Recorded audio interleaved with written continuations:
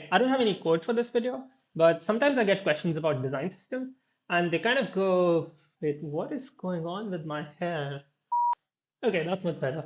So the questions usually are, how do you version your design system? Or how do you handle the performance of your design system? And I'm like, well, which parts exactly? There's a lot going on. And then sometimes it's just straight up, how do you decide what props should your design system support? And I'm like, sorry, do you mean like React props? And like, yeah, like props for your design system. And more often than not, it's like, do you mean component library? So a component library is not a design system. Well, at least not on its own. So then what is a design system?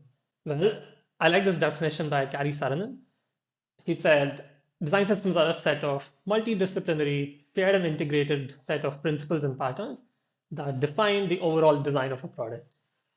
I know that's a mouthful, so let's break it down. So what is it? It's a set of principles and patterns.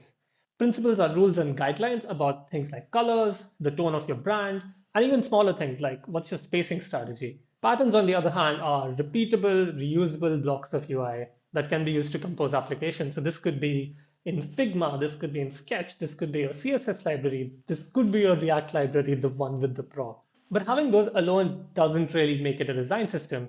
There are some qualities that you want these principles and patterns to have, which is that they have to be shared.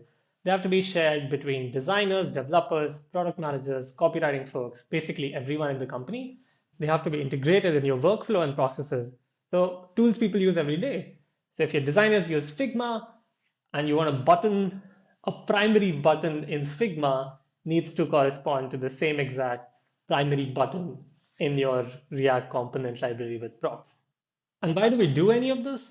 Well, it's to define and improve one coherent brand experience for a product or a set of products. Component library is definitely one part of the design system amongst like a bunch of things like design tokens, design principles, a UI kit, a presentation guide, components, dev standards, processes, voice and tone, content strategy, brand guidelines.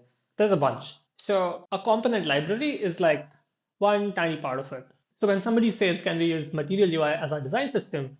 Well, I guess you can. If your design team uses the files to do wireframes, and then your developers use the component library to build out pages, and you also follow their animation, color, and tone guidelines, well, then Material UI is your design system.